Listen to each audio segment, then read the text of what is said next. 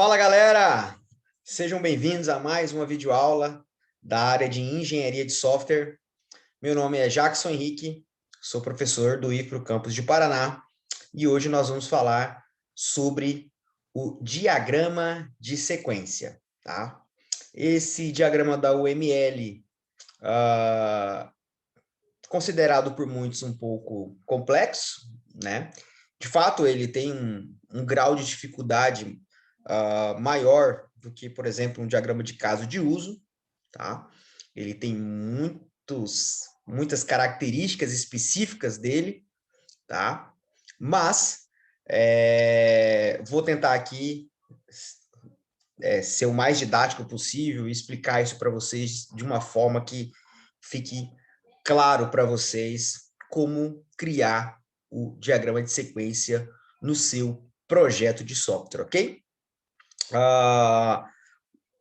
Nós não vamos ver aqui todos os aspectos, 100% dos aspectos que o diagrama de sequência possui, tá?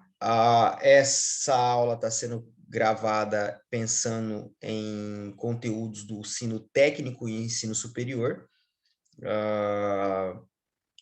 Uma visão 100% completa do diagrama de sequência ficará aí para futuras aulas, já aí para uma graduação em engenharia de software ou algo no sentido de uma pós-graduação, enfim. Mas eu vou abordar os principais conceitos, com toda certeza, será abordada essa videoaula, mas, como eu falei, o diagrama é um pouquinho complexo, e algumas características vão ficar para o futuro. Eu vou falar durante a aula, o que eu estou abordando, o que está faltando ser abordada nessa aula. Cara, se a gente fosse abordar todos os aspectos, as características do diagrama de sequência, a gente teria que ter várias aulas para isso. Muito bem, galera. Então, o diagrama de sequência, ele faz parte dos chamados diagramas de interação, tá? Esses diagramas de interação é uma categoria de diagramas dentro dos diagramas da UML, lembrando que o UML é a linguagem de modelagem universal, é a linguagem que nós, desenvolvedores de software, usamos para representar diversas partes do sistema através de diagramas visuais, ok?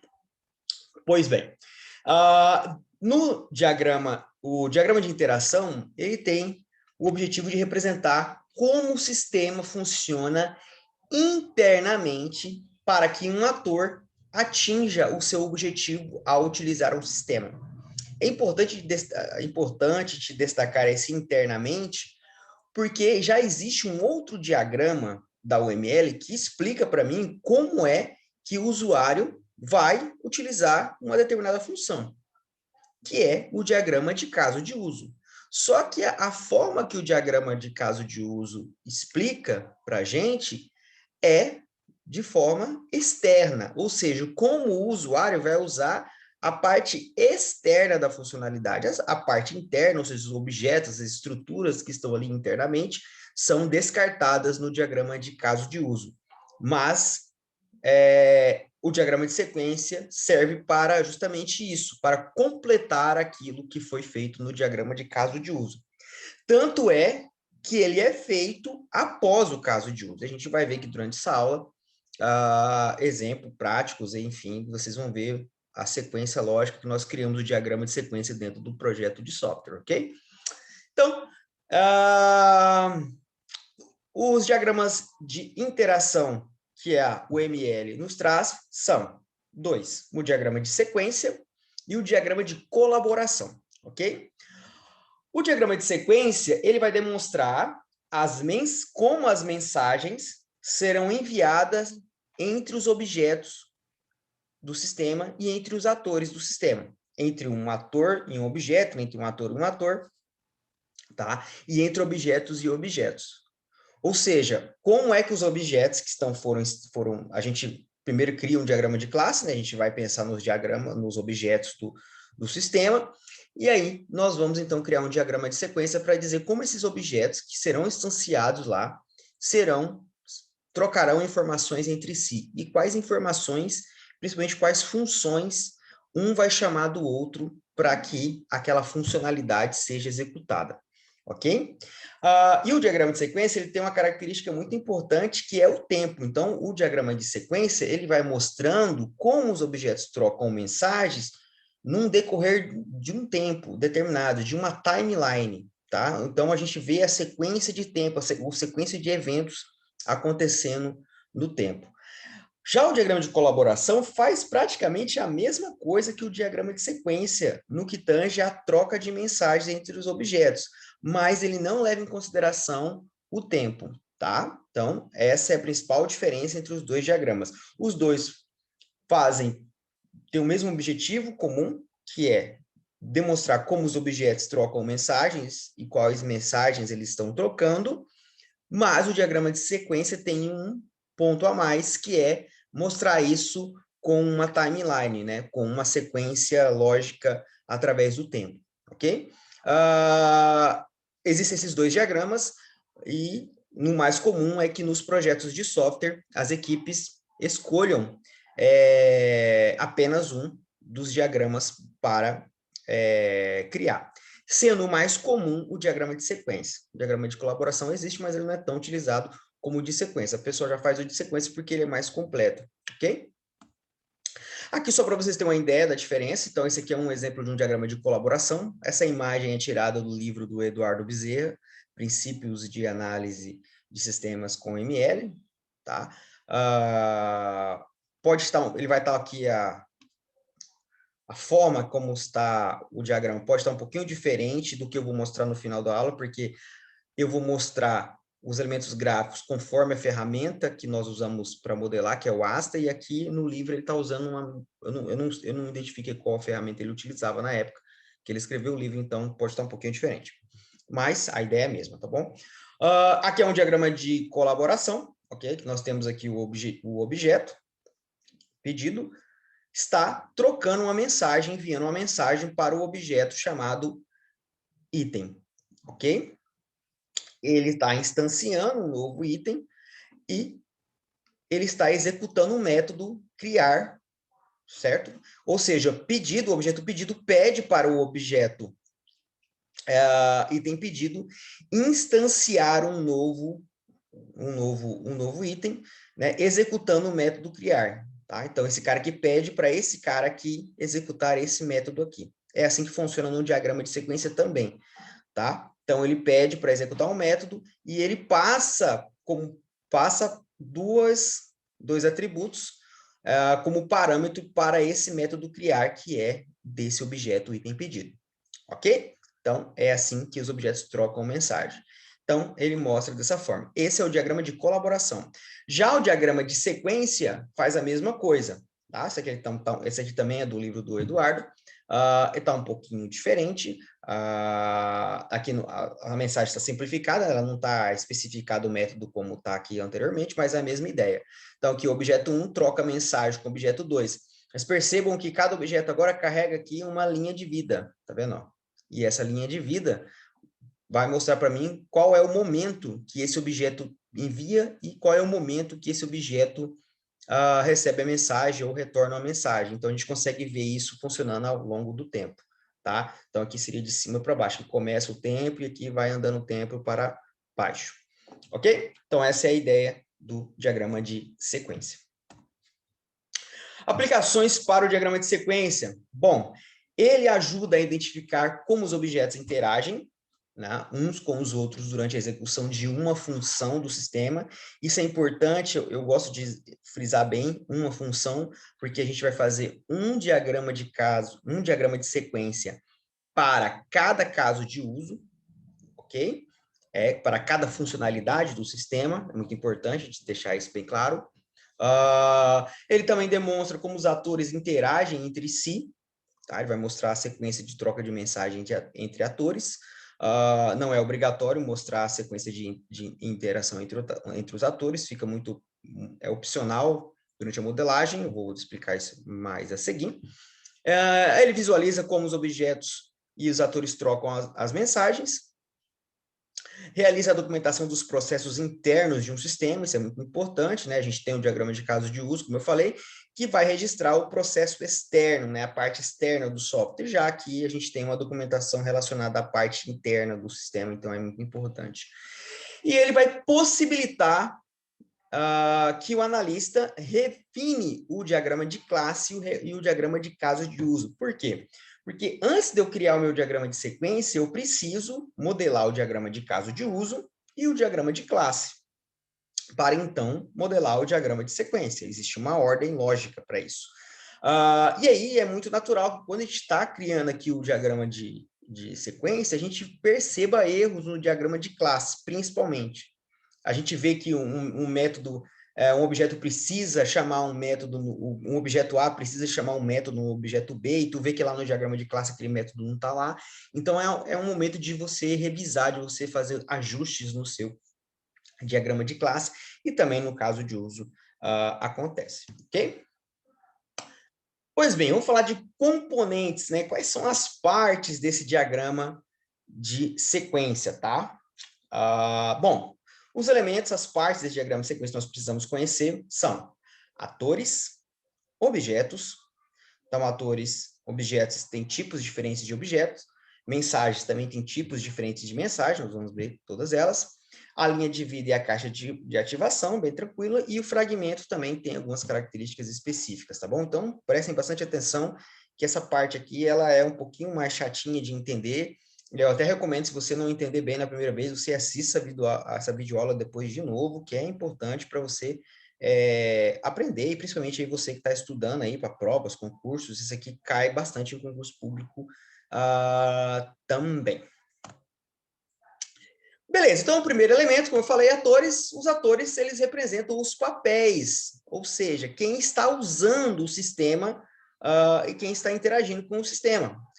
Esse ator é o mesmíssimo ator que você identificou lá no caso de uso, tá? Então, lá no caso de uso, a gente identifica os atores, a gente vai identificar quem são os perfis de usuário do sistema, né? O vendedor, o gerente, o administrador, o assistente administrativo, enfim. E esse cara que você identificou lá no caso de uso é o mesminho aqui no diagrama de sequência. Você vai usar o mesmo. Tanto é que é o mesmo elemento gráfico. Você vai usar o bonequinho aqui, o bonequinho palito, e com o nome da funcionalidade, o nome do papel dele abaixo dele, ok? Isso aqui é igual, você vai só buscar lá trazer do seu diagrama de caso de uso, tá bom? Aliás, se você não conhece caso de uso, eu recomendo que você pause essa aula aqui agora e assista. Eu tenho aulas sobre caso de uso, bem legal. Assistam lá antes para vocês entenderem de bem. Eu tenho aulas também já gravadas de diagrama de classe também, é muito importante para você entender esse conteúdo, tá? Então, prosseguimos. Atores, ok? Objetos. Então, os objetos são os elementos que vão participar das interações, junto com os atores, tá? Só que esses objetos, dentro do diagrama de sequência, eles têm tipos específicos, tá? Aliás, é bom a gente revisar um conceito muito importante que a gente aprende lá na orientação ao objeto. Quando a gente vai modelar um sistema orientado a objeto, ele tem 3 tipos de classes. Não sei se todo mundo já aprendeu isso na faculdade ou no seu curso técnico que você faz de desenvolvimento, mas o sistema orientado a objeto ele tem 3 tipos de classe. Nós temos a classe de entidade, que é aquela classe que vai registrar as informações do banco de dados, que é a classe que nós modelamos o diagrama de classe. O diagrama de classe nada mais é do que um diagrama de classes de entidade, tá? Percebam que até que o diagrama de classe, ele é muitíssimo parecido, a modelagem dele, a forma que ele é construído é muito parecida com a modelagem do próprio banco de dados, né? Por exemplo, um sistema comercial de uma farmácia, com certeza você vai ter lá um objeto chamado remédio, tá? Possivelmente também você vai ter uma classe chamada remédio e também uma tabela do banco de dados chamada remédio. Então, essa classe remédio vai mandar o método para fazer o insert dentro da entidade remédio, lá do banco de dados, ok? É essa classe de entidade que vai executar uma instrução SQL para inserir um registro dentro da tabela. Ok? Beleza, então a gente tem entidade. A segunda tipo de classe, nós temos as classes de controle.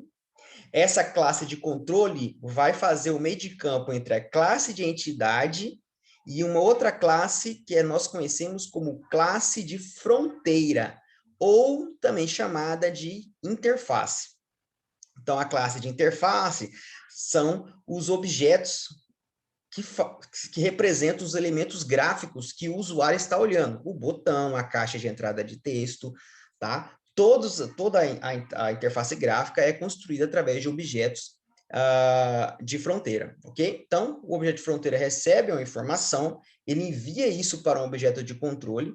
Esse objeto de controle, ele faz ali um tratamento, ele pode fazer um tratamento de registro, por exemplo, as regras de negócio vão ser tratadas dentro do objeto de fronteira, e o objeto de fronteira, então, manda isso para o objeto de entidade, o objeto de entidade, então, grava dentro do banco de dados. Tá? Essa é a lógica correta da literatura sobre um sistema orientado a objeto, ok?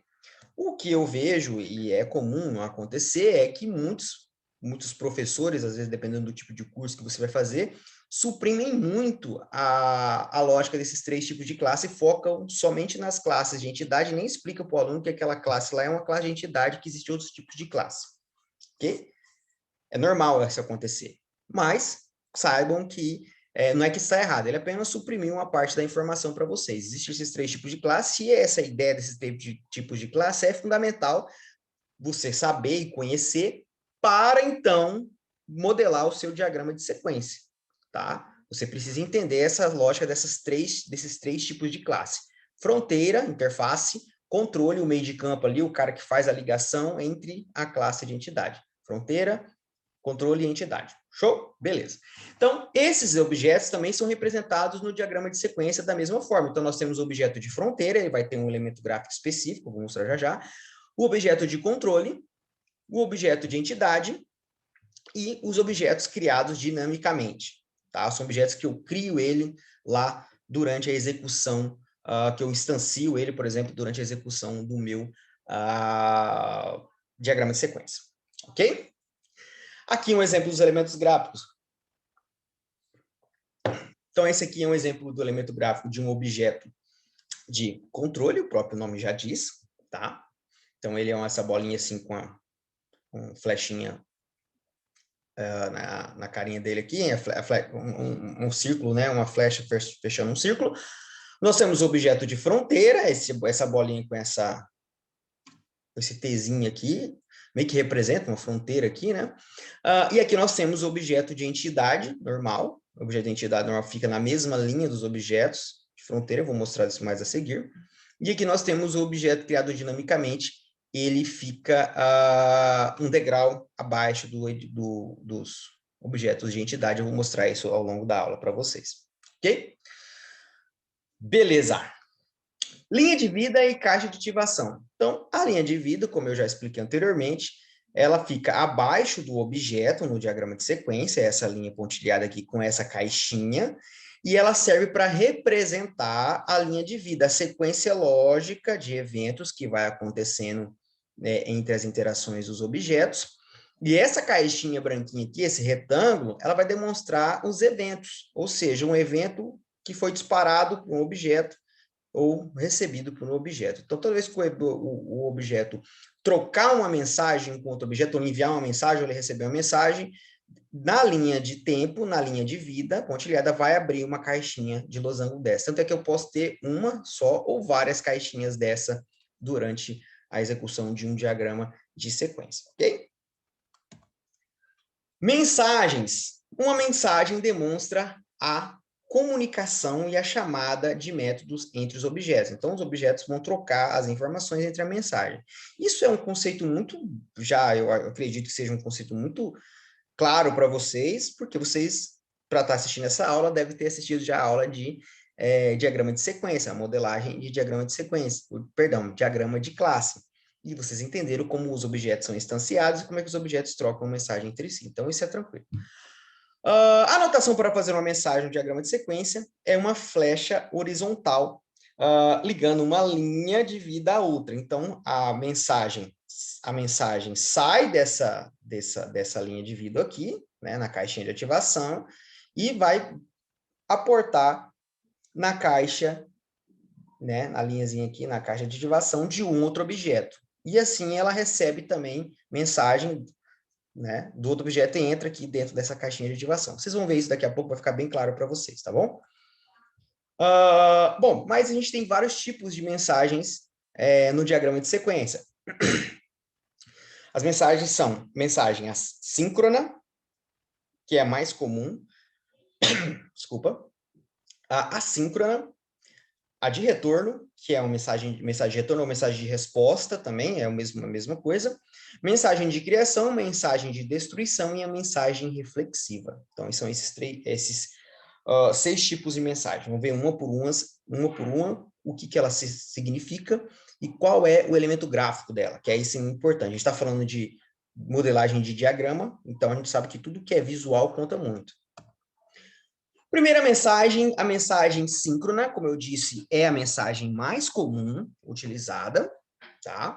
Ela é o tipo de mensagem mais comum e requer uma resposta do receptor. Essa é a principal característica da mensagem síncrona. Toda vez que eu enviar uma mensagem síncrona, ou seja, onde um objeto enviar uma mensagem síncrona para um outro objeto, esse objeto que enviou a mensagem, ele vai ficar aguardando, em algum momento, receber uma mensagem de retorno, uma mensagem de resposta. Ou seja, quando eu mando uma síncrona, eu preciso receber uma resposta, ok?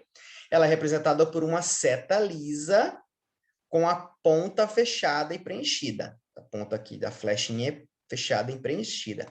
Eu sei, para quem está aprendendo, é muito chato, né? Esses pormenores da literatura, né? Mas, enfim, é assim, a gente tem que decorar isso mesmo, não tem outra forma de não falar sobre isso. Mas a gente sempre volta, consulta o material, né, para vocês lembrarem, enfim. A mensagem assíncrona, ela faz a mesma coisa que a assíncrona, só que na mensagem assíncrona eu não preciso de resposta. Eu envio uma mensagem para o objeto aqui controle, né, por exemplo, o objeto A envia uma mensagem ao objeto B, mas o objeto B não se sente obrigado a mandar uma mensagem para ele. Ele até pode mandar se ele quiser, tá? Mas ele não é obrigado como na mensagem síncrona, ok? Essas são as duas diferenças. Então, na assíncrona, o objeto que envia mensagem, o objeto que recebe a mensagem não é obrigado a retornar uma mensagem, ok? Ela tem uma diferença, tá? Na seta, a única diferença é que a seta também é lisa, só que aqui a ponta da flecha, ó, é aberta e sem preenchimento, tá bom? Então, na síncrona, a ponta da flecha é preta, fechada, já na assíncrona, ela é aberta, ok? Mensagem de retorno é a mensagem de resposta, ou seja, é quando um objeto vai responder alguma informação solicitada, ou enfim, alguma coisa para um outro objeto solicitante, tá? Então, é a mensagem de resposta. Olha aqui, por exemplo, nós temos aqui um objeto controle, ele envia uma mensagem, certo? Uma mensagem, que mensagem é essa aqui? É síncrona ou é assíncrona? É síncrona, porque a ponta da flecha é preta e fechada, então eu sei que é síncrona. Então, o objeto cliente, como foi síncrono, ele teve que fazer uma resposta aqui para o objeto controle, tá? Então, a seta de retorno também tem detalhamento específico, ela é pontilhada, tá? Com a ponta aberta, tá? Então, a ponta sem preenchimento é aberta. Ela é parecida com uma seta síncrona, né? Porém, ela é pontilhada, ok? É interessante já explicar também que sempre também que aqui nas mensagens, ó, tem um texto aqui, né? Tá vendo? Tem aqui, ele coloca aqui o número da mensagem. Esse número quem vai colocar é a ferramenta de modelagem para a gente, e essa numeração vai seguir a sequência lógica dos eventos. Quando vocês verem o diagrama sendo feito, vai ficar mais claro. E aqui, essa mensagem, ela pode ser um texto em si, só explicando alguma resposta, o que está acontecendo no sistema, ou o mais comum é um método, tá? Então, tá vendo aqui que ele até coloca aqui uma mensagem 12, aqui um exemplo que eu usei, e ele já abre e fecha o parêntese. ele está demonstrando que isso aqui é um método, tá bom? É igual a gente vai, quando a gente vai criar um método lá no diagrama de classe, lá nas operações, já não cria lá com abre e fecha parênteses, aqui é a mesma ideia, tá bom? Então, aqui a ideia seria o seguinte, o controle está enviando uma mensagem para cliente, ele está mandando uma mensagem pedindo para que o objeto cliente execute o método aqui, nesse exemplo meu seria mensagem 12. Então, quem carrega esse método é cliente. O objeto controle pede para cliente executar o método que ele possui, ok? Não esqueçam dessa lógica, tá? Quem envia a mensagem, quem recebe a mensagem é que vai executar o método que a mensagem está solicitando, tá bom? Isso é bem importante a gente lembrar disso. Mensagem de criação. Mensagem de criação, ela vai criar um objeto durante a execução de um caso de uso implementado no diagrama de sequência. Então, durante o diagrama de sequência, chegou-se um momento que teve que ser instanciado um objeto lá em tempo de execução, tá? Seja por N motivos. Aqui, nesse exemplo que eu trouxe para vocês, aqui tem um objeto venda, e esse objeto venda está mandando instanciar um objeto item da venda, tá? Também poderia colocar aqui, igual aquele primeiro exemplo do livro que eu mostrei do Eduardo, eu poderia colocar aqui o nome do objeto sendo instanciado, né? Item, dois pontos, e o item da venda, ou mais comum você colocar só o nome da classe dela também, não tem importância.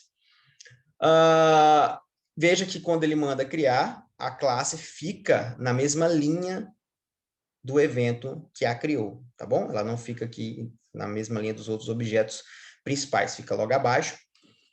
A seta é pontilhada e aberta, ela é parecida com a de retorno, né? Só que de retorno ela está vindo para cá e já a de criação vai ser da esquerda para a direita, elas invertem a ordem dela. E a mensagem de criação vai vir com uma anotação aqui em cima, menor, menor e maior, maior aqui, entre as notações aqui. Eu só lembro do jacarezinho da mão direita, jacarezinho da mão esquerda, né? O maior e menor, com um create, o nome. Então, é bem simples. Quando você bater o olho aqui e ver o create, já sabe que é a mensagem de criação. Então, tranquilo, e o porquê que ela está ali acontecendo. A mensagem de destruição, ela tem o mesmo sentido só da mensagem de criação, só que aqui ao contrário, né? De forma oposta. Enquanto a de criação vai criar, aqui ela vai destruir. Então, aqui, por exemplo, nesse exemplo que eu trouxe, um objeto venda está solicitando que um objeto da classe item venda seja excluído durante a execução daquele diagrama de sequência específico que você está modelando, ok? Então, isso aqui é muito caso a caso, tá? Não é todo, por isso que assim, eu digo, não é todo diagrama de sequência que você vai usar mensagem de criação. Eu diria assim, todo diagrama de sequência que se preze, bem feito, você vai usar mensagem síncrona, assíncrona e de retorno. Agora, a mensagem de criação e a mensagem de destruição, e a próxima, que é reflexiva, que eu vou explicar, isso depende muito do tipo de funcionalidade que você está modelando. Então, não são elementos que você encontra facilmente, não são elementos que você vai achar toda hora dentro de um diagrama de sequência. Se você pesquisar aí exemplos no Google, por exemplo, no Google Imagens, você vai achar pouquíssimos diagramas de sequência que trazem esses elementos. Tá bom? A ideia da mensagem de destruição ela é diferente da mensagem de criação. Ela a seta é lisa, com a ponta preta preenchida, e aí percebam que ela carrega um X aqui, na caixa de ativação do objeto que está sendo destruído. Então, a gente tem essas duas características importantes. Xzinho no final da caixa de ativação, e ela carrega também, então, a anotação destroy. Tá? Então, aqui já fica fácil. Você vê o destroy, você já sabe que está destruindo um objeto, então é a mensagem de destruição. Quando a gente vai usar a ferramenta, isso aqui é moleza, né, gente? A ferramenta, você vai ver que a ferramenta já cria esses elementos gráficos para vocês, fica top. Agora, se o professor for fazer uma prova aí, diagramazão aí na mão, aí tem que decorar e lembrar desses elementos aí, que são importantes. Mensagem reflexiva, tá? A mensagem reflexiva, ela é a mesma ideia do relacionamento reflexivo que existe lá no diagrama de classe, no diagrama de banco de dados. É quando um objeto vai fazer uma referência a ele mesmo, tá? Ela é conhecida também como automensagem, tem a função de representar um objeto enviando uma mensagem para ele mesmo. Isso é um tipo de relacionamento bem comum em diagramas no mundo da engenharia de software, tá bom? Então, aqui nós temos aqui um exemplo onde o dispositivo ele vai enviar uma automensagem para ele mesmo. Por exemplo, eu tenho um objetivo que vai um dispositivo, um objeto X de dispositivo, vai mandar uma mensagem para ele mesmo, para ele se programar para ele se desligar, por exemplo. Então, é um exemplo aqui clássico. Também não é um tipo de mensagem muito utilizado, assim, não é um tipo de mensagem muito útil, mas existe na literatura e é importante a gente destacar, tá bom? Ela é parecidíssima com a mensagem, ela é igualzinha à mensagem síncrona, tá bom? Então, só que ela sai do objeto e volta para ele mesmo. Ok? E aí, quando ele volta para ele mesmo, ele volta numa nova caixinha de ativação. Isso aqui é importante destacar também. Ok? Então, como eu falei, vamos recapitular. Nós temos várias mensagens, como eu já vi, mas não se preocupem, os que mais usamos são síncrona, que vocês têm que decorar, nem lembrar, saber a síncrona, a assíncrona e a de resposta, que é a de retorno.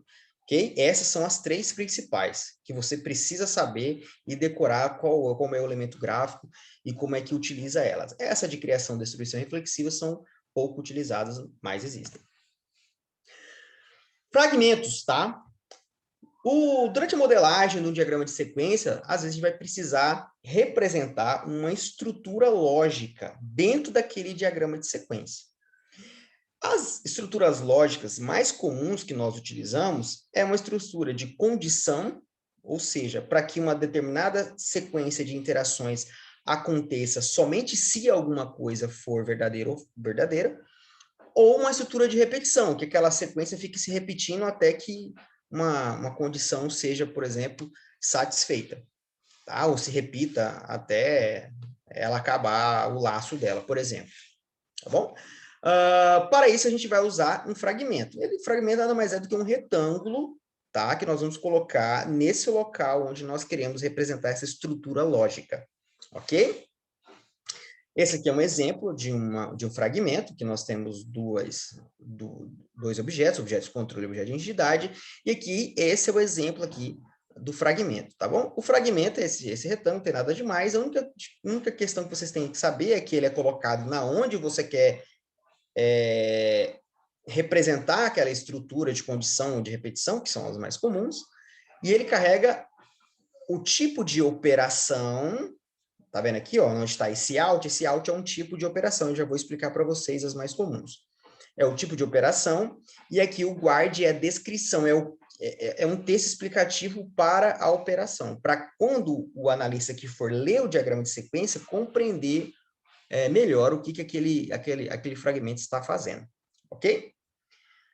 Pois bem, então, como eu falei para vocês, o diagrama serve para representar essa estrutura lógica, né? E o tipo de estrutura lógica que é representado, ele é explicado, né, para o leitor através aqui da operação, que está aqui nesse lugar do out, aqui, só um minutinho. Muito bem. Então, galera, nós temos vários tipos de operação dentro da literatura relacionada a diagrama de sequência, tá? São várias operações. Tá? São mais ou menos umas 10.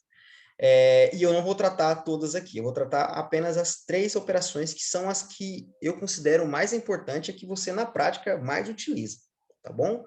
Por isso que eu falei no começo da aula, algumas coisas eu ia tratar, outras não, mas enfim.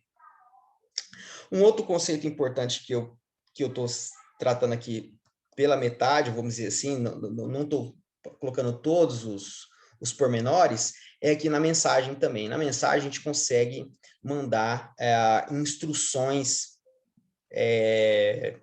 complexas aqui dentro da mensagem. Então, eu consigo mandar funções, eu consigo mandar uma estrutura lógica dentro da mensagem, por exemplo, um if dentro da mensagem. Então, isso são coisas mais avançadas que eu não estou tratando nessa aula, tá? Seria para um futuro mais próximo.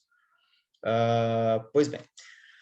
Voltando, então, basicamente é só isso, tá? Que eu estou suprimindo dessa aula relacionada a todo o conteúdo de diagrama de sequência, tá bom? Pois bem, o diagrama de sequência, né, as operações que nós temos mais comum é a operação OPT, que é, né, representada por um se, é uma condição, é uma execução opcional, ou seja, vai executar somente se alguma coisa for verdadeira. Nós temos a execução condicional, que é a operação out, que basicamente é uma condição, se alguma coisa for verdadeira, faz isso, se não, faz outro ou aquilo. E nós teremos uma execução de repetição, que basicamente é o loop, é uma estrutura que ela vai ficar repetindo aquela sequência de iterações ali por um determinado tempo. Ok? Então, esses são os 3 tipos de operações de estruturas lógicas, tá, dentro de um fragmento, que são as mais comuns que nós utilizamos no diagrama de sequência. Vamos a um exemplo dessas 3. Nós temos aqui um exemplo de como descrever a operação, como eu falei para vocês. Aqui eu tenho um exemplo aqui de... Deixa eu já passar esse... Pronto, isso aqui é a mesma coisa. Operação de loop, vamos falar logo do primeiro operador. Essa aqui é a mesma coisa, tá vendo? Operação de loop é a operação que vai ficar repetindo uma sequência de interação. Então, basicamente, aqui nós temos aqui um objeto controle, objeto de cliente, e esse objeto controle envia uma mensagem solicitando ao objeto cliente que carregue um método chamado carregar cliente, ou seja, um método para carregar todos os clientes que estão alojados lá na base de dados, né, na memória, tá bom? Então, enfim, como isso vai ser feito em termos de programação lá na prática, não interessa. O cara vai fazer isso aqui, loja dentro de um vetor, dentro de uma lista, enfim, isso é outra história, não importa. Só quero que o objeto controle solicita que o objeto cliente carregue na memória todos os clientes que ele possui guardado. Ok? E aí, para cada cliente que ele vai carregar, ele vai devolver esses dados para o controle. Então, o controle vai receber esses clientes, né, esse cliente carregado. E aí, qual a ideia aqui? A ideia é que eu não quero que se carregue somente uma vez. Eu quero que se quero que carregue todos os clientes. Eu quero que façam várias consultas no banco de dados. Então, eu vou colocar aqui um fragmento, uma estrutura de loop. Ou seja, eu vou representar isso no diagrama de sequência, eu vou explicar que para cada cliente do banco de dados, essa sequência de iteração entre esses 2 objetos vai ser repetida. Então, isso aqui vai ficar repetindo para cada cliente do banco de dados. Enquanto tiver cliente dentro do banco de dados, vai sendo carregado esse cliente dentro da memória. Fácil, né? Sem nenhuma crise. Operação OPT, que é basicamente a condição se, tá? Então, o OPT tem a função de representar uma condição se para que uma determinada interação entre 2 objetos aconteça. Então, aqui nós temos, olha só, um exemplo muito clássico. Então, aqui o objeto controle está mandando um método para o objeto, está solicitando que o objeto o usuário execute um método, está passando como parâmetro um usuário e uma senha, tá? E aí, esse objeto usuário vai enviar uma mensagem de retorno. Ele está mandando uma mensagem síncrona, né? E vai retornar uma mensagem de confirmação, dizendo se aquele método foi executado ou não, ou se deu certo ou não, ou o resultado que era esperado para esse método foi feito ou não. E, enfim, e aí é o seguinte, aqui ele colocou um fragmento, foi colocado um fragmento, tá bom? Que essa sequência de interação só vai, ou seja, só vai sair dessa sequência de interação, só vai continuar na linha do tempo, ou seja, ela só vai colher o fruto se o resultado dessa funcionalidade aqui, o resultado desse método, for um resultado verdadeiro, se o método cumprir aquilo que ele queria, tá? Então, essa aqui é uma forma de você representar, por exemplo, uma condição, ou seja, só vai continuar a sequência de interações entre os objetos se isso aqui, se essa parte do diagrama, se esse login aqui der certo. Enquanto esse login aqui não der certo, não continua a sequência de interação entre os 2 objetos, tá? Então, é muito simples, também não tem muito segredo.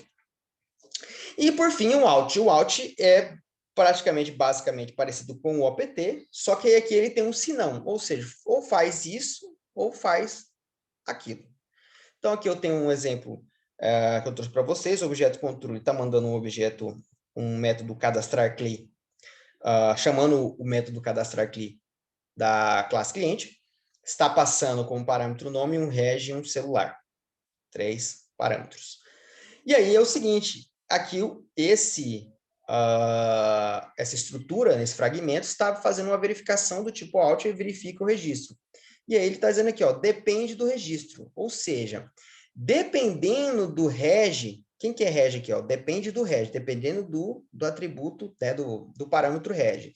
Dependendo do reg, ele vai instanciar, a classe cliente vai instanciar um objeto do tipo pessoa física, ou, se não, um objeto do pessoa jurídica. Então, se reg for um CPF, vai instanciar uma pessoa física. Se o reg for um CNPJ, vai instanciar uma pessoa jurídica. Ok? Então, esse aqui é um exemplo de áudio. Você usar o se e o se não. Bom, esses são os 3 tipos mais comuns que nós utilizamos de fragmentos. Fragmento é uma coisa eu já considero bem avançada. É muito difícil você ver projetos hoje em dia de diagramas de sequência que exploram e utilizam fragmentos dentro do diagrama de sequência. Como eu disse, se você vai no Google Imagens aí e dá uma pesquisada, você vai ver quase nenhum diagrama de sequência com utilização de fragmentos. Mas como a gente está aqui a gente está aqui na academia, né? A gente está aqui no local de aprender corretamente, então tá aí o uso de fragmentos para vocês. Ok? Vamos a um passo a passo prático aqui. Vamos mostrar como isso é feito na prática, como é que a gente faz um diagrama de sequência na prática. Então, como fazer? Então, o primeiro passo, modele o diagrama de caso de uso e o diagrama de classes. Isso é importantíssimo. Não tem como a gente fazer um diagrama de sequência sem eu ter acesso a esses 2 diagramas anteriormente. 2, posicione os atores, o objeto de fronteira, o objeto de controle e os objetos de entidade no diagrama. Dessa forma aqui, ó, tá? Então, a gente vai primeiro colocar aqui, ó, os objetos fronteira, objeto de controle.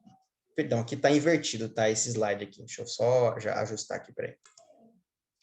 Pronto, já arrumei aqui. Estava invertido. Então, sempre a ordem dos elementos que você vai colocar no diagrama vai ser ator primário, fronteira, controle, e aqui vai vir as classes de entidade, tá? E aí, todas as classes a classe que será utilizada naquela função, naquele diagrama de sequência, ou seja, naquela execução daquele caso de uso específico, tá? E é sempre colocado da esquerda para a direita. Então, lembre dessa ordem também, decorem, isso cai em concurso também, cai em prova. Então, ator, fronteira, controle e os objetos de entidade, tá bom? Aqui existe a dinâmica entre os diagramas, né, que eu expliquei para vocês, que é preciso ter antes. Então, olha só, diagrama de caso de uso, você fornece o cenário para o diagrama de interação, que no caso aqui é o diagrama de sequência que nós estamos modelando, e o diagrama de classe fornece os objetos para o diagrama de interação. E através do diagrama de sequência, a gente valida as interações e a gente valida as responsabilidades e fornece detalhes sobre os objetos, ou seja, quais métodos o objeto precisa para executar, enfim. Fica mais fácil a gente entender os métodos dos objetos quando a gente modela o diagrama de sequência. Quando só modela o diagrama de classe sozinho, às vezes fica complicado a gente entender todos os métodos daquelas classes. Qual objeto precisa de qual método. Então, com o objeto de sequência, isso fica mais fácil. Aqui eu já expliquei a ordem para vocês, né, da ordem horizontal. Esses objetos aqui são colocados todos na mesma linha, tanto é que a ferramenta, o Asta, já vai fazer isso para a gente sozinho, tá bom? Já vou explicar daqui a pouco. Então, vamos a um caso prático, como eu falei. Primeiro aqui, eu vou mostrar para vocês um diagrama de caso de uso, uma classe e o diagrama de sequência originado de um caso de uso. Então, vamos aqui a um exemplo específico. Nós temos aqui um caso de uso, esse aqui é um ator. O ator está usando dois casos de uso, o caso de uso cadastrar cliente e o caso de uso vender. Então, a gente vai, então, agora compreender e vamos modelar o diagrama de sequência dessa funcionalidade, desse caso de uso vender especificamente. Então, através do diagrama de caso de uso, vamos, então, modelar o caso de uso, modelar não, a gente vai escrever o caso de uso expandido, que é extremamente importante aqui também. Tá? Também não, ele faz parte eu entendo o diagrama de quando fala caso de uso, eu entendo como diagrama e a expansão dele, que a expansão, todo mundo sabe, se você não sabe, você está aprendendo de forma equivocada, mas o expansão é a descrição da sequência de iterações entre o o usuário vendedor e a funcionalidade vender, tá? Então, ele vai explicar aqui como é que o usuário vai usar aquela funcionalidade. Então, aqui está o caso de uso, vender, a descrição do caso de uso, o ator que está usando, pré-condições para que essa funcionalidade possa ser usada, e aqui nós temos o fluxo principal. Então, o usuário clica na função vender disponível no menu, o usuário solicita a informação do cliente, o sistema solicita a informação do cliente, o usuário seleciona o cliente já cadastrado no sistema. Né? Então, eu estou explicando como é que o usuário, quais são as ações que o usuário está fazendo na interface e qual está sendo o retorno do sistema para o usuário. Ok? O sistema solicita a informação do vendedor, o usuário seleciona um vendedor já cadastrado no sistema pelo nome ou código. O sistema solicita a informação sobre a condição de pagamento, o usuário seleciona uma das condições de pagamento disponíveis, entre elas, cartão, etc. O sistema solicita a informação sobre os produtos que serão vendidos. O usuário seleciona os produtos escolhidos pelo cliente, informando o código ou o nome, a quantidade e o valor do desconto, e inserindo-os na lista de produtos da venda. Okay? Que normalmente é aquele DB Grid, né? Aquela gradezinha na interface venda que você vai inserindo ali a lista de produtos. Depois o sistema vai informar o valor total da venda e o valor do desconto, caso exista. O usuário, então, clica no botão vender, o sistema retorna uma mensagem de confirmação da venda, perguntando se o usuário deseja imprimir o relatório de venda. Bom, então, acabei de explicar para vocês, eu li aqui a descrição de como é que um usuário usa a funcionalidade de vender de forma externa. Agora, a gente vai pensar na parte interna. Então, a partir daí, a gente vai modelar um diagrama de classe, tá? Então, eu teria o diagrama de classe. Para que essa funcionalidade exista no sistema, eu teria que ter esses objetos. Eu teria que ter o objeto venda, obviamente, né? É uma venda que está sendo existida, é uma venda que está sendo criada. Eu tenho o objeto produto, certo? E tenho o objeto item da venda, que vai ser criado aqui durante a relação de muitos para muitos entre venda e produto. É um relacionamento aqui que está sendo criado diretamente na associação entre venda e produto. E nós temos, por fim, também nós temos também o objeto cliente. Para fazer certinho a descrição que eu coloquei aqui para vocês, faltaria também o objeto aqui do funcionário, né? Porque falou a interação aqui, ó, o sistema solicita a informação do vendedor. E eu não coloquei aqui, porque ia ficar muito grande o diagrama de sequência, tá bom? Então, na verdade, era para me ter apagado essa parte aqui antes de gravar a aula e eu acabei esquecendo, mas enfim, estou explicando para vocês ficarem cientes. Então, o sistema no meu diagrama de sequência não vai ter essa parte dele inserir o vendedor, porque ficaria muito grande. Vocês vão ver o tamanho que ficou. Então, a partir desse diagrama de classe, né, prestem bastante atenção, nos métodos que os objetos aqui estão carregando, os objetos carregarão. Aí eu tenho, então, o objeto aqui, eu tenho, então, um diagrama de sequência daquela funcionalidade. Então, seria aqui, olha só. Então, nesse diagrama de sequência, eu optei por fazer a interação entre os atores, cliente, então, seria o cliente lá que chegou na loja para poder pedir os produtos, e o vendedor. Veja que é o vendedor que está usando a funcionalidade, é o vendedor que está interagindo com o objeto de controle, objeto de interface, tá bom? Objeto de fronteira, objeto de interface, tá bom? Não é comum essa modelagem, tá? Alguns podem fazer modelagem, o mais comum é fazer somente a modelagem do ator que está usando o sistema, tá? Não um ator externo que está interagindo com o ator, tá? Mas você pode fazer, o diagrama de sequência serve para isso também. Então, aqui nós temos a sequência. Então, o cliente, ele vai querer comprar, né? Ele manda uma mensagem para comprar. O vendedor, então, vai executar uma função vender na interface, ou seja, ele clica no botão vender. E aí, a interface solicita, envia uma mensagem para controle para executar o método carregar venda. Carregar vender.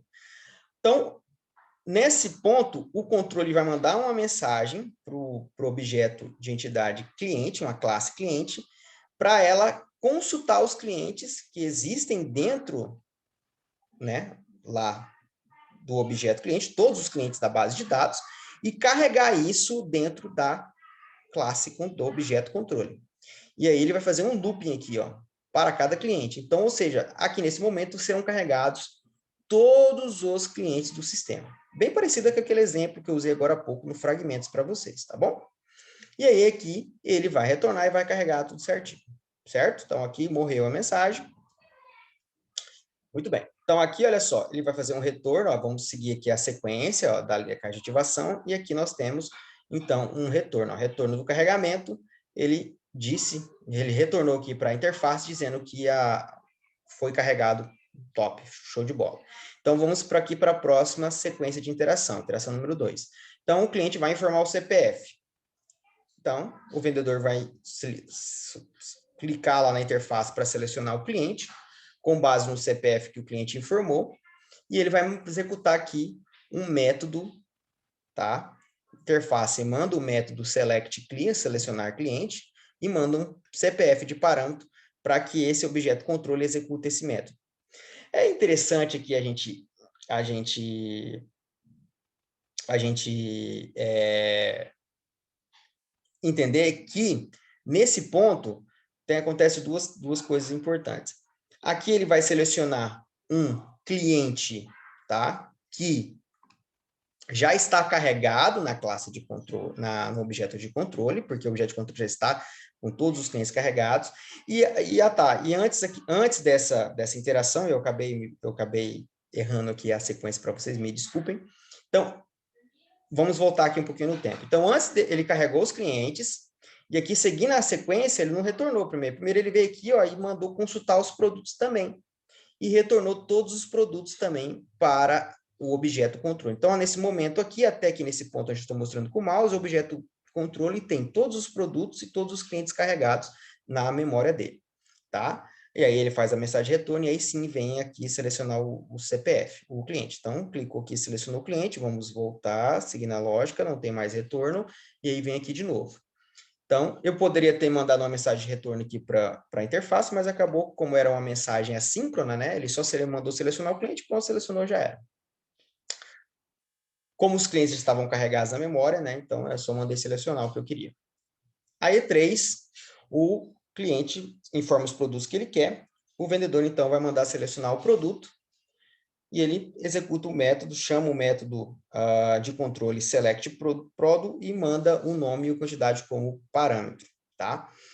E é interessante aqui agora que ele vai selecionar o produto, tá? E vai dizer qual foi o produto selecionado. No momento que ele seleciona o produto, ele vai mandar uma mensagem de criação para o objeto item underline venda, é o item da venda, né? Lembra desse objeto aqui, ó, dessa classe, tá?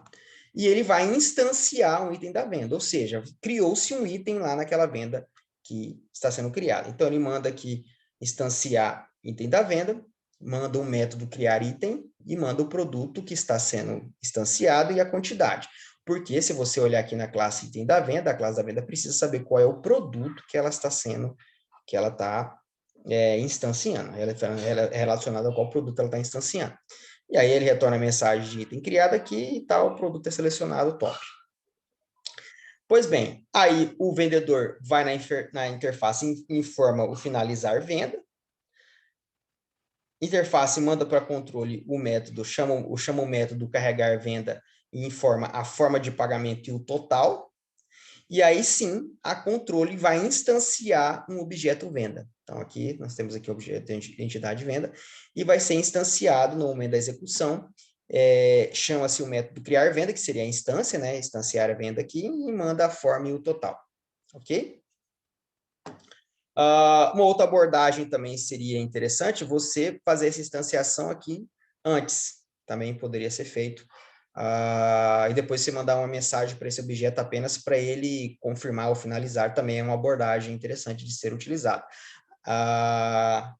Aqui também tem um errinho nesse meu diagrama, eu fiz ele aqui para aula, né? Mas por isso que análise é isso, pessoal. Eu gosto de cometer esses erros durante as minhas aulas, para vocês verem como é. Cara, eu revisei isso aqui várias vezes e a gente acaba cometendo pequenos erros, olha. Esse método aqui, criar venda, não tinha que carregar somente a forma e o total, tinha que carregar o cliente, o produto, a forma e o total. Porque para mim instanciar uma venda, eu preciso de todos esses itens. Assim como esse método aqui, criar produto, também teria que carregar a informação da venda dele, tá? Então, eu cometi esse equívocozinho, mas já para vocês saberem. Então, aqui a gente retorna a mensagem, venda criada, retorna a mensagem para a interface, né? E a interface recebe essa informação e vai retornar aqui uma mensagem dizendo para o vendedor lá, venda finalizada com sucesso, e o vendedor informa que a venda foi finalizada. Olha só, ainda eu deixei de fora o funcionário, né? Se tivesse o funcionário aqui, teria que ter um outro sistema, uma outra flecha aqui para carregar os funcionários, e aí ele selecionaria o funcionário também, a mesma coisa. Mesma assistência, tenho certeza que vocês entenderam a sequência lógica, tá?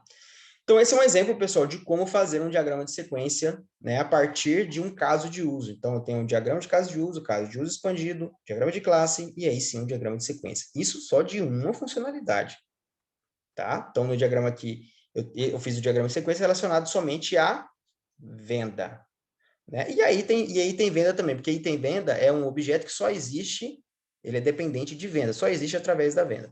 Então, aqui eu teria que fazer, se eu tivesse aqui o caso de uso cadastrar cliente, por exemplo, olha só, a funcionalidade de cadastrar cliente, eu tenho aqui a classe cliente. Então, se eu tenho a funcionalidade de cadastrar cliente, eu teria que fazer um diagrama de sequência para cadastrar cliente. E fica, então, aí a dica de exercício para vocês fazerem agora. Então, pausa esse vídeo e tentem fazer o diagrama de sequência de vocês do cadastrar cliente de acordo com esse diagrama de classe. Tá? Façam a descrição do caso de uso expandido e tentem fazer esse exercício. É muito importante.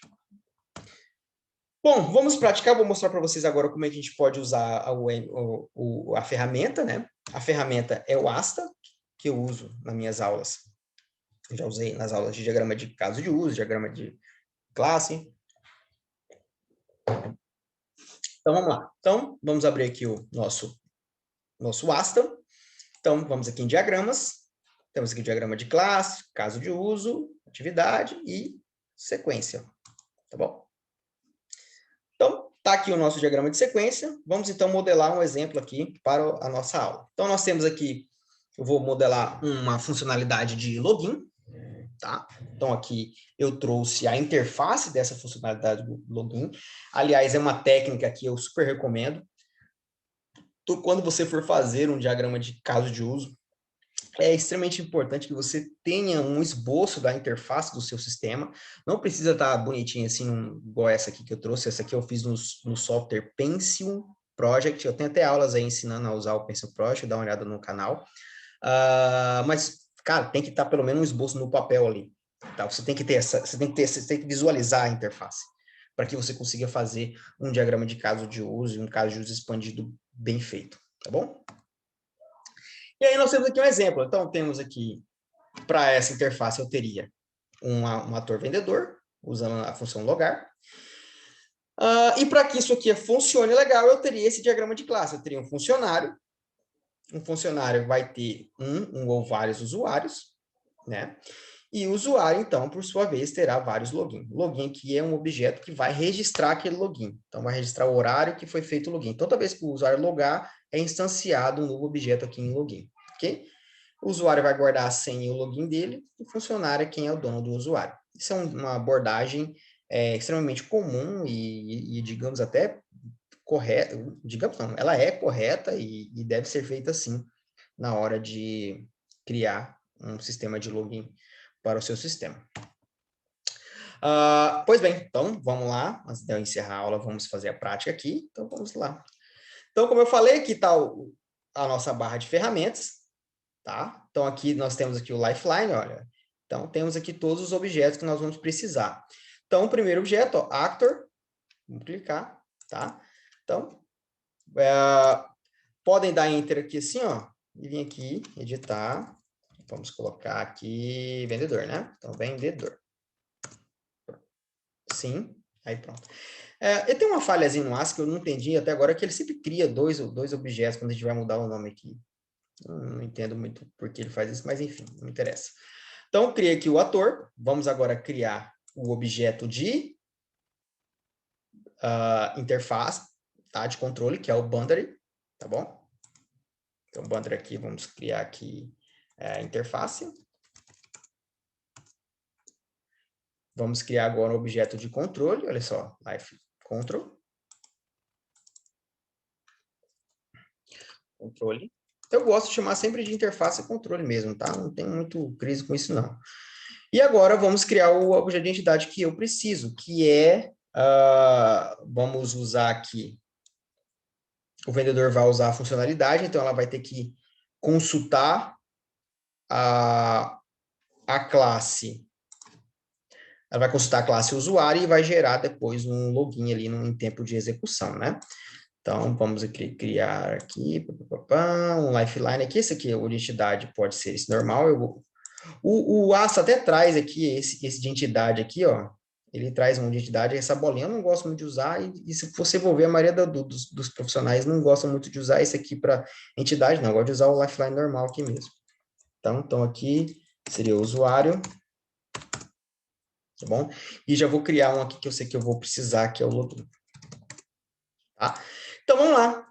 Vamos fazer a sequência de iteração. Então, olha só, aqui tem a mensagem síncrona, olha só. Mensagem síncrona, S, assíncrona, mensagem de criação, ó, create message, mensagem de destruição, mensagem de retorno, reply, aqui o stop, para você parar ou parar uma caixa de ativação, e basicamente é isso que você precisa saber. Isso aqui tudo não interessa muito para vocês no momento, tá bom? Então, vamos fazer aqui uma mensagem, olha só, o vendedor vai pedir para logar, tá?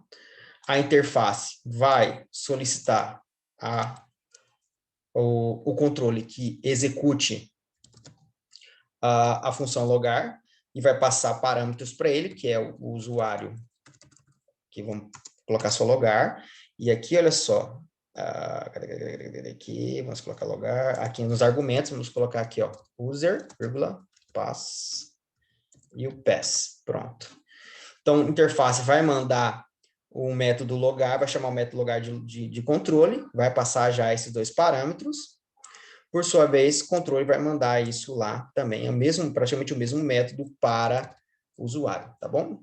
Professor, por que não poderia tirar o controle do meio? Porque o controle do meio, as classes, os objetos de controle servem para fazer controle de regras de negócio, então eu poderia fazer alguma regra de negócio aqui dentro dessa classe, fazer alguma verificação a mais, enfim.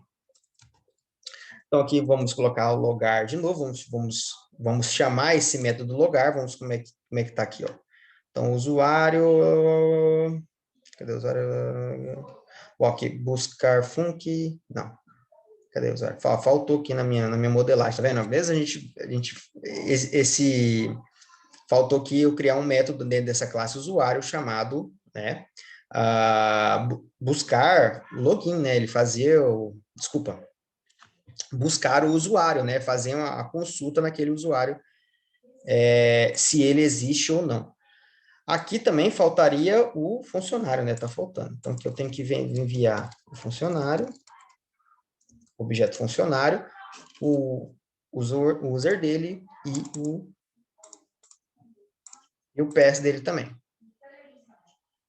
Então, vamos lá.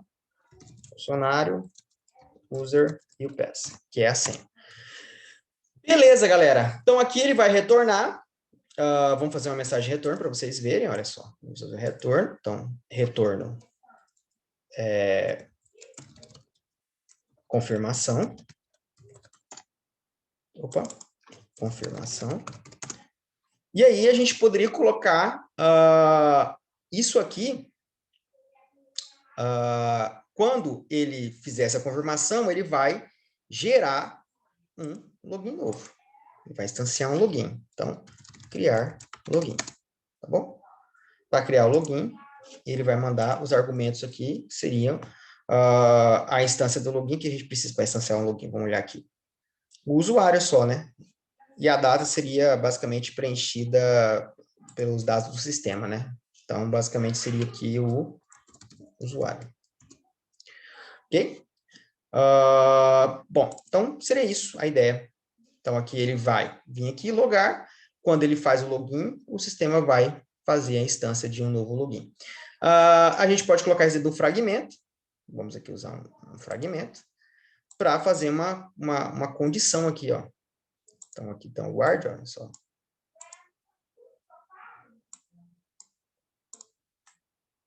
Ó, vamos colocar aqui do ladinho.